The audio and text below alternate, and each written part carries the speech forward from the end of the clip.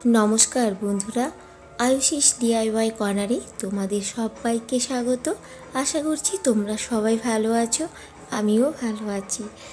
এতদিন পরেও আমার গলাটা এখনও ঠিক হয়নি, এখনও গলা বসে আছে, তার সাথে সর্দি কাশি শরীর খারাপ লেগেই আছে। তো যাই হোক, তো চলো আজকের ভিডিওটা শুরু করা যাক। প্রতিবারের মতো এবারেও আমি আমার কিছু ডিআইওয়াই নিয়ে চলে এসেছি।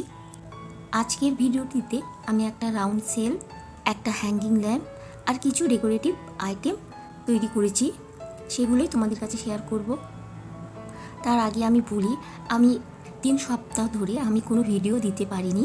তার একটা কারণ আছে, সেই কারণটা আমি তোমাদেরকে ভিডিওর শেষে জানাবো। কিসের জন্য, কী কারণে, কেন আমি এতদিন কোনো ভিডিও দিতে পারিনি, সেই কারণটাই তোমাদেরকে আমি ভিডিওর শেষে বলবো। তো তোমরা জানো আমি যে ডিআইওয়াইগুলো তৈরি করি সেগুলি খুবই ইজি প্রসেসে, আর সাধারণত আমরা যেসব জিনিসগুলো ফেলে দিই বা বাড়িতেই পড়ে থাকে সেই জিনিসগুলো দিয়েই আমি ডিআইওয়াই তৈরি করে আমার ঘরগুলোকে সাজিয়ে তুলি। আজকে আমি আমার একটা বেডরুমের ছোট্ট কর্নারকে আমার হাতের জিনিস দিয়ে কিভাবে সাজিয়ে তুলেছি সেটাই তোমাদের কাছে শেয়ার করব। তো চলো আর বেশি কথা না বলে আমি আমার ডিআইওয়াইগুলো তোমাদের কাছে শেয়ার করি।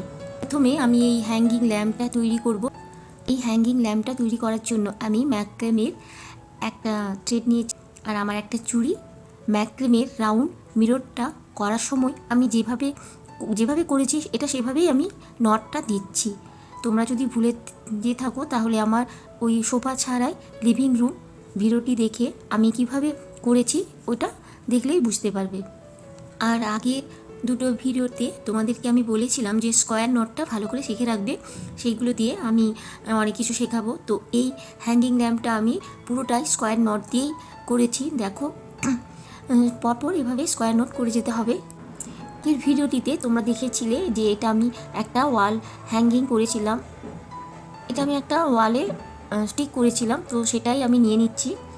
দেখো, আমি শুধুমাত্র স্কোয়ার নোট দিয়ে একটা হ্যাঙ্গিং ল্যাম্প বানিয়ে নিলাম। তো তোমরাও যখন বানাবে না, বানাতে বানাতে একটা আইডিয়া চলে আসবে। একটা দুটো করার পর প্রথম একটু অসুবিধা হবে।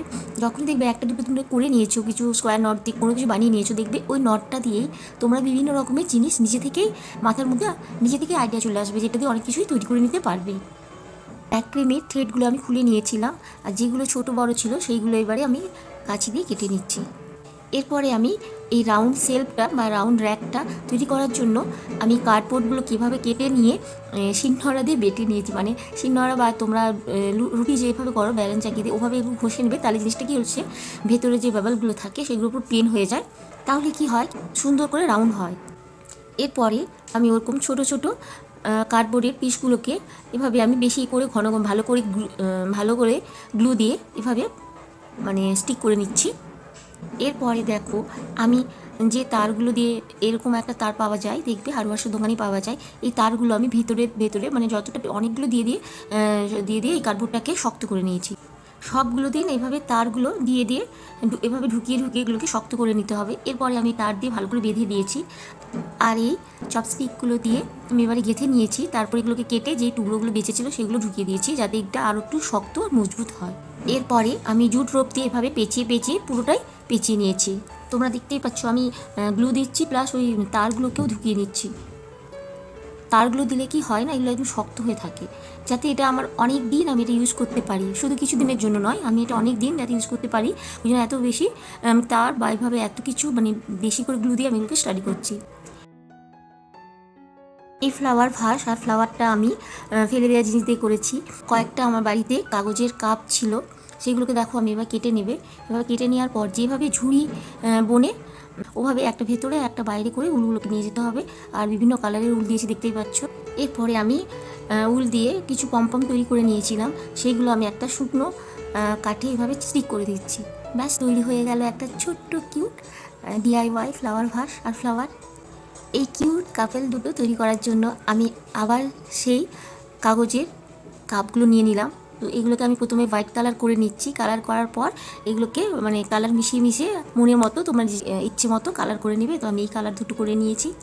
এরপর ছুঁচ দিয়ে ফুটো করে আমি ওই উলগুলো ঢুকিয়ে নিয়ে এর পাগুলো তৈরি করে নিচ্ছি, আর ওপরে একটা উল দিয়ে হাত তৈরি করে নিচ্ছি। এই ফ্রেমটা করার জন্য আমি প্রথমে ফ্রেমটাকে কালার করে নিচ্ছি। এই স্টেনসিলগুলো আমি অ্যামাজন থেকে অর্ডার করেছিলাম বহুদিন আগে। আমি আলপনা দেওয়ার চুনে অর্ডার করেছিলাম। তো এগুলো দিয়ে আমি একটু ডিজাইন করে নিচ্ছি। তো এখানে তো আমার বেশি কিছু বলতে হচ্ছে না, তোমরা দেখলেই বুঝতে পারছো যে আমি এগুলো কীভাবে তৈরি করছি। আমি যা কিছুই তৈরি করি না কেন আমি সবসময় ভার্নিশ দিয়ে একটুগুলোকে আমি ওয়াটারপ্রুফ করে নিই, যাতে এগুলো আমি পরবর্তীকালে ধুতে পারি জল দিয়ে বা মুছতে পারি। এই ফেক প্ল্যান্টটা আমি হট গ্লু গানের গ্লু দিয়ে এভাবে তৈরি করেছি। এভাবে একটা থালার মধ্যে পাতার মতো করে নিয়েছি, আর এগুলো যখন ঠান্ডা হয়ে যাবে তখন এগুলোকে আমি তুলে নিয়েছি। ব্যাস তুলে নিয়ে কালার করে এরপরে আমি মার্বেল দিয়ে একটার পর একটা স্টিক করে নিচ্ছি। তোমরা দেখলেই বুঝতে পারছো কত সহজে, কত মানে কম জিনিস দিয়েই আমি ডিআইওয়াইগুলো তৈরি করে নিয়েছি। চলো এবার ওই অযত্নে পড়ে থাকা কর্নারটাকে আমি যত্নে সাজিয়ে তুলি। এই মেকওভারটা আমি করছিলাম রাত 1টার পর, তখন সবাই ঘুমিয়ে পড়েছিল, একমাত্র ভূতু আমার সাথে ছিল। চলো এবার ফাইনাল রিভিলটা দেখে নিই, আর শেষে তোমাদেরকে আমি একটা কথা শেয়ার করব।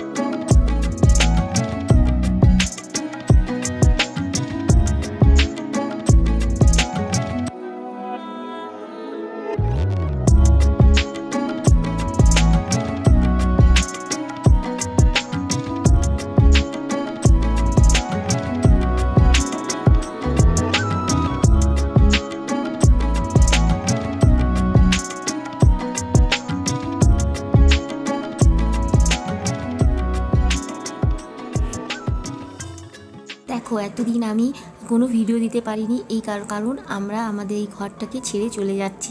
তোমরা দেখতেই পাচ্ছ যে সব জিনিস আমি গুছিয়ে নিয়েছি। যেদিন এটা ঘরটা ছেড়ে দিচ্ছি, যদিও একদিনে হয়নি, 2-3 দিন লেগেছিলো আমাদের সব জিনিসগুলো নিয়ে যেতে।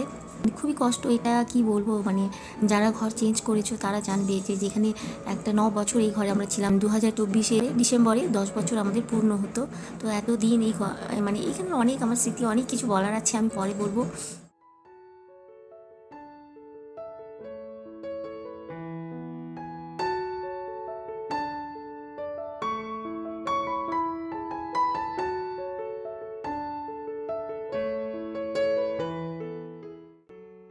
আমার এই নতুন ফ্ল্যাটটা একটা সাদা ক্যানভাসের মতো।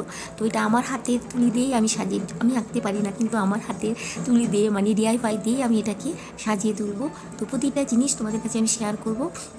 তো আর এত দূর যদি আমার চ্যানেলটিকে দেখে থাকো তাহলে প্লিজ আমার চ্যানেলটিকে সাবস্ক্রাইব করে দিও, লাইকটা অবশ্যই করবে, পাশে থাকা বেল আইকনটিকেও প্রেস করে রেখো, কারণ এরপর অনেক নতুন নতুন ভিডিও আসতে চলেছে আমার নতুন ফ্ল্যাটের, যেগুলো তোমাদের দেখে তোমরাও তোমাদের ঘরটাকে সাজিয়ে তুলে নিতে পারবে। আর তোমরা জানো আমি খুবই ইজি প্রসেসে আর খুবই কম বাজেটের মধ্যেই ডিআইওয়াই তৈরি করি, যেগুলো একবার দেখলে সবাই করতে পারবে।